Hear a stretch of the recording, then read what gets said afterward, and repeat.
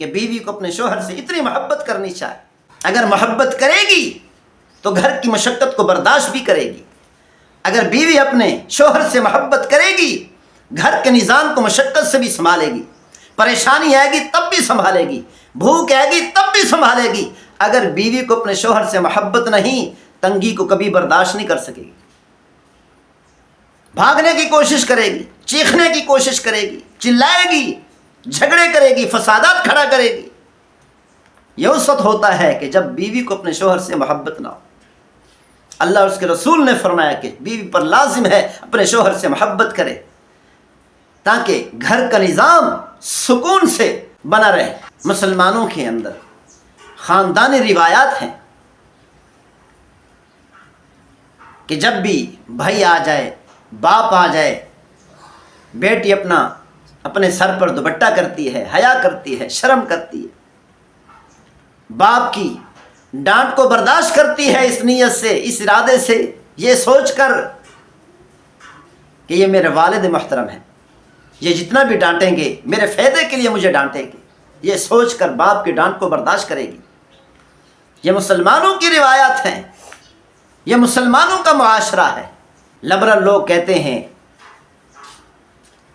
کہ لوگوں کو چاہیے کہ مولویوں سے دور رہیں ورنہ ترقی نہیں ہوگی. ہمارے اور ترقی کے درمیان یہ مولوی آڑ بنے ہوئے, رکاوٹ بنے ہوئے. لبرل لوگ شاید یہ سمجھتے ہیں چڑیاں پہننے سے, کچھے پہننے سے ہم ترقی کر جائیں گے, آسمانوں کی سیر کرنے لگ جائیں گے, جیسا کہ انگریزوں نے سیر کی ہے. مریخ پر پہنچ گئے, چاند پر پہنچ گئے. انگریزوں نے چڑیاں پہن کر, یہ بدماشیاں کر کے ترقی نہیں کی. ان کے اداروں میں تعلیم ہے, تعلیم دی جاتی ہے اور صحیح طریقے سے تعلیم دی جاتی ہے. اور مسلمانوں کے لبرل لوگوں نے ان کی بدماشیاں تو لی ہیں,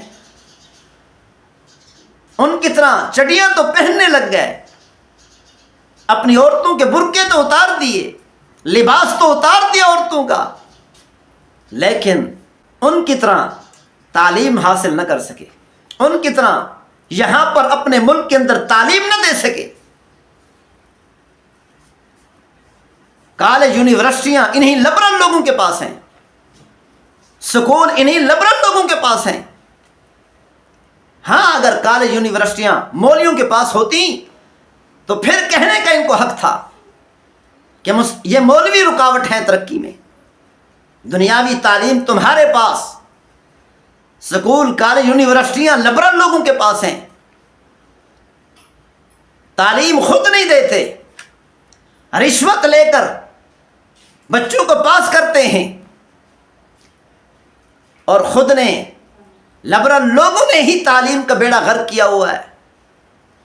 اور اعتراض کرتے ہیں مولویوں پر.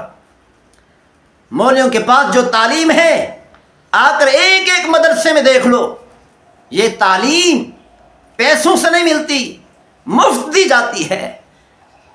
جس طرح امیر بچہ تعلیم حاصل کر رہا ہے اسی کے ساتھ بیٹھ کر, ایک ہی جگہ پر بیٹھ کر, کندھے سے کندھا ملا کر غریب بچہ بھی تعلیم حاصل کر رہا ہے. آئیں مدارس میں, مدارس کی کلاسوں میں آ کر دیکھیں, جس جگہ پر امیر بچہ بیٹھا ہوگا اسی کے ساتھ ہی غریب بچہ بیٹھا ہوگا. دنیاوی تعلیم کو, عصری تعلیم کو مہنگا کر کے تعلیم کا ستیہ ناز تو خود کر دیا, اور امیر لوگوں کو آگے لے گئے, امیروں کی اولاد کو آگے لے گئے, اور غریب بچوں کو پیچھے دھکیل کر رکھ دیا. بیڑا غرق تو خود کیا ہے, اور اعتراض کرتے ہیں علماء پر, مولویوں پر, کہ مولوی ترقی کے اندر رکاوٹ بنے ہوئے. انگریزوں سے تم نے لیا ہی کیا ہے سوائے بدماشیوں کے؟ تم نے انگریزوں سے تعلیم نہیں لی. جیسے وہ تعلیم میں محنت کراتے ہیں بچوں کو, وہ محنت نہیں لی. تم نے رشوت خوری کا بازار گرم کیا ہے، یہی وجہ ہے کہ ترقی نہیں ہو رہی۔ آج اگر عصری تعلیم کالج، یونیورسٹیاں اور سکول مولویوں کے پاس ہوتے، خدا کی قسم اٹھا کر کہتا ہوں آج یہ تعلیم بھی مفت ہوتی اور امیر بچوں کے ساتھ کندھے سے کندھا ملا کر غریب بچہ بھی تعلیم حاصل کر رہا ہوتا۔ لیکن افسوس یہ ہے کہ علماء کرام نے اس تعلیم کو اپنے ہاتھ سے جانے دیا۔ حالانکہ مسلمانوں کی 1400 سالہ تاریخ ہے، تاریخ اٹھا کر دیکھیں، ہر اسلامی ملک کے اندر دنیاوی اور دینی تعلیم دینے والے یہی علماء رہے ہیں۔ یہی علماء ہی جیسے دین کی تعلیم دیتے تھے، قرآن و حدیث کی تعلیم دیتے تھے، اسی طرح سائنس کی تعلیم دیتے تھے۔ لیکن افسوس کہ علماء اکرام نے پاکستان میں، ہندوستان میں، بنگلہ دیش میں عصری تعلیم کو اپنے آپ سے دور کر دیا۔ ایک جماعت برطانیہ میں گئی تو گراسی پلاٹ لوگوں سے بھرا ہوا تھا، وہاں پر تبلیغ کرنے کے لیے پہنچے تو نماز کا وقت ہو گیا، وہیں پر اذان دی اور نماز پڑھنے لگے۔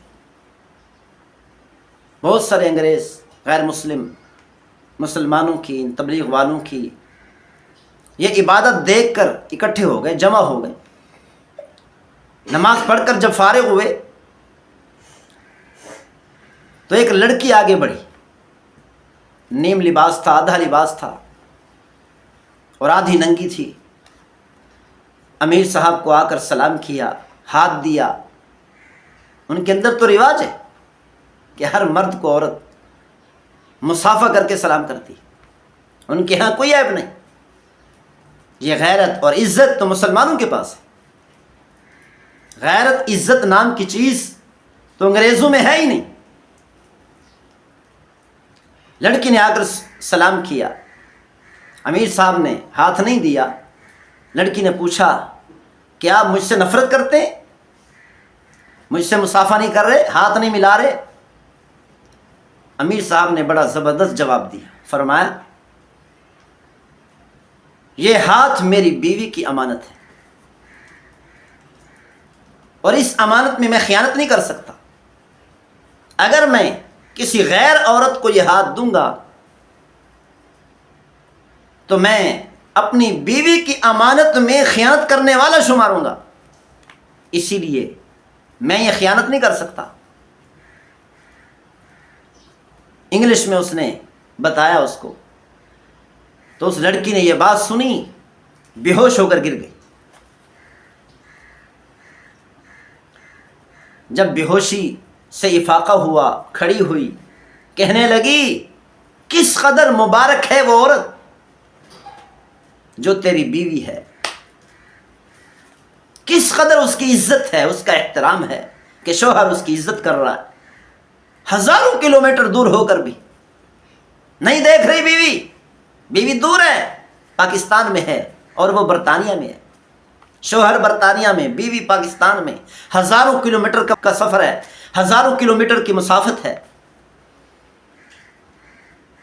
لیکن پھر بھی اپنی بیوی کا احترام کر رہا ہے، اپنی بیوی کی امانت کی قدر کر رہا ہے، اپنی بیوی کا تذکرہ کر رہا ہے۔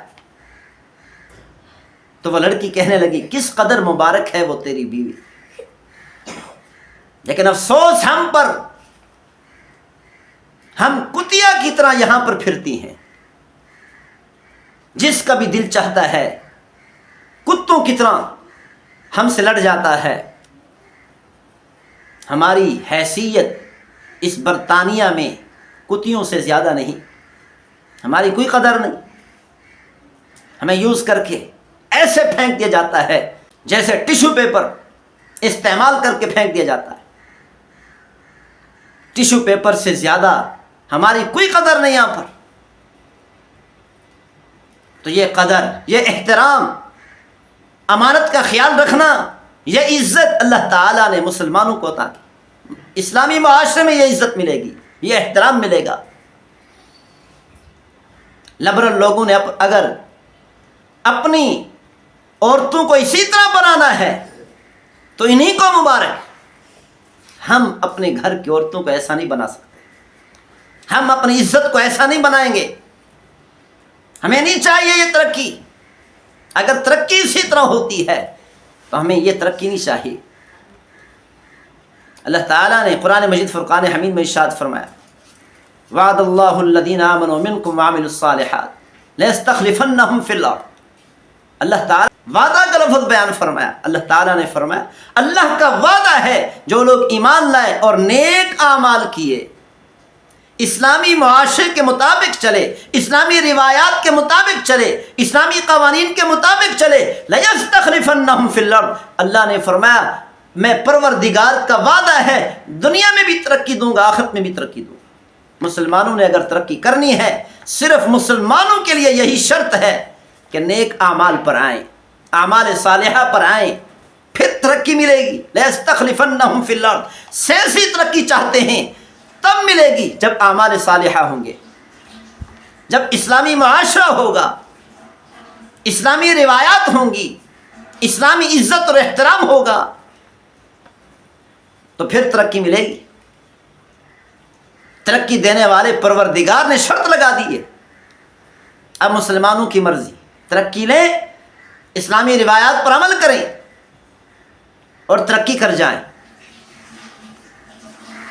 اب مسلمانوں کی مرضی کہ اسلامی روایات پر عمل نہ کریں اور ترقی سے دور رہیں۔ اللہ تعالی ہم سب کو عمل کرنے کی توفیق نصیب فرمائے۔ وما توفیقی الا باللہ۔